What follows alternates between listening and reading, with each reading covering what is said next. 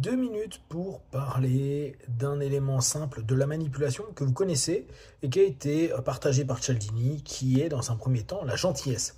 Ça peut paraître simple, terriblement simple, mais les personnes gentilles sont souvent, consciemment et ou inconsciemment, des personnes qui peuvent manipuler. Ça ne veut pas dire qu'elles ont toujours l'intention de manipuler, c'est qu'elles ont compris que c'est aussi une stratégie pour obtenir ce qu'elles désirent, ce qu'elles veulent à un moment donné. Maintenant, observez. Observez les gouvernements, observez les personnes parfois qui sont vos N+1, +2 et autres, et comment ils mettent en avant ce que maintenant on va appeler de la bienveillance.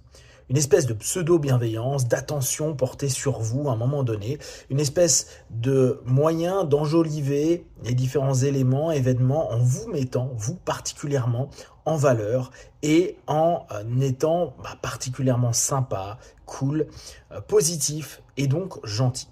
La gentillesse, ça peut aussi nous ramener à un élément qu'on appelle la mignonitude. Donc c'est une manière, un sous-ensemble de la gentillesse, avec, vous savez, ces petites voix qu'on peut prendre, ces petits visages sympathiques qu'on peut prendre, ce que les gamins et surtout bébés font naturellement. Il y a la mignonitude qui permet d'amener vers une volonté de protection, d'attention, d'écoute.